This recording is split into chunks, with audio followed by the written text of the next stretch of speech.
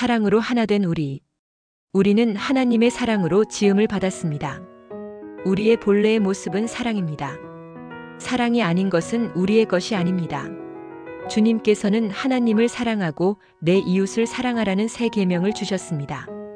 주님을 믿는 자는 그를 사랑하고 그의 계명을 지킵니다. 그러나 우리는 하나님을 사랑한다고 하면서 편을 가르고 비난하고 미워하고 시기합니다. 그리고 죄의식도 없습니다. 미워하고 싫어하는 이유가 있기 때문입니다. 악한 행실을 하고 사람들을 불편하게 하고 교리에 맞지 않고 자신의 가치관과 맞지 않다는 이유가 있기 때문입니다.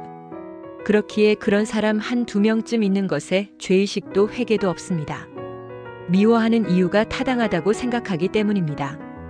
우리는 우리가 호의를 베풀고 싶은 사람만 사랑합니다. 잘못하는 이유가 분명한 사람은 미워해도 된다고 여깁니다. 또 개인적인 관계는 없지만 무조건 싫어하고 미워하는 정치인이나 연예인도 있습니다. 우리는 그런 것을 죄로 여기지 않습니다. 개인적인 취향, 신념 문제이기에 싫어하고 미워하는 것을 대수롭지 않게 여깁니다. 주님은 이웃을 사랑하라고 했을 때 선하고 나에게 잘해주고 올바르게 행동하고 정의롭고 공의로운 사람만 사랑하라고 하지 않으셨습니다. 나를 미워하고 싫어하고 정의롭지 못하고 악한 말을 하고 이기적인 사람도 사랑하라고 하신 것입니다. 주님의 사랑에는 제한이 없습니다. 그러나 우리는 이유가 있으면 그를 미워해도 되고 싫어해도 됩니다. 정의와 공의라는 이유로 상대를 비난하고 비판하는 것을 당연히 여깁니다. 불의와 불법에 찬성하라는 뜻이 아닙니다. 그러나 정의를 구현한다고 상대를 미워하고 비판하고 비난한다면 우리 안에는 그리스도의 사랑이 없는 것입니다. 정의나 공의보다 더 중요한 것은 사랑입니다. 하나님 나라를 세운다는 이유로 사랑을 버린 것은 아닌지 되짚어 봐야 합니다. 그 어떤 것도 사랑보다 먼저인 것은 없습니다. 내가 비난하고 싫어하는 그 사람도 하나님이 지으신 피조물입니다. 그를 지으신 하나님을 사랑한다면 미움과 비판을 버려야 합니다. 그리스도인들은 세상 사람들과 달라야 합니다. 사랑은 하나님의 본성입니다. 우리는 그 사랑으로 지음을 받았습니다. 사람을 구별하여 누구는 사랑하고 누구는 미워한다면 하나님과 벽을 쌓는 것입니다. 하나님이 나를 사랑한다는 것을 믿고 있나요? 나만 사랑하십니까? 내가 싫어하고 내게 잘못된 행동을 하는 그 사람도 사랑하십니다. 우리는 다른 사람에 대해 함부로 말을 합니다.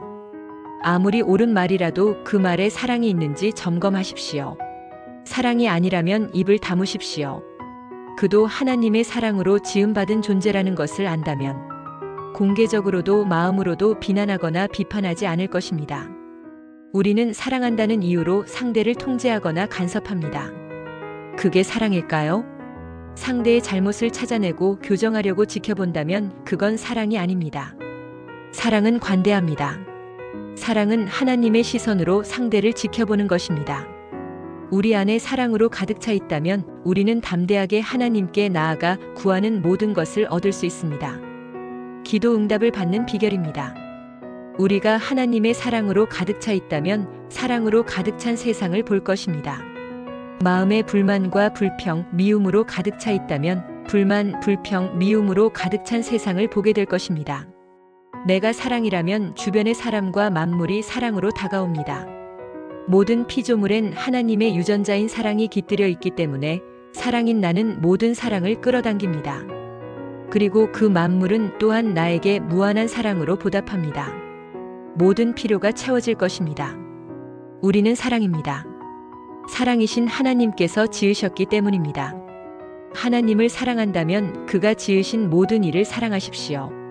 하나님을 사랑한다면 그가 지으신 모든 만물을 소중히 여기십시오. 만약 상대를 미워하고 멸시한다면 그를 지으신 하나님을 미워하는 것입니다. 스스로 하나님과 분리되는 것입니다.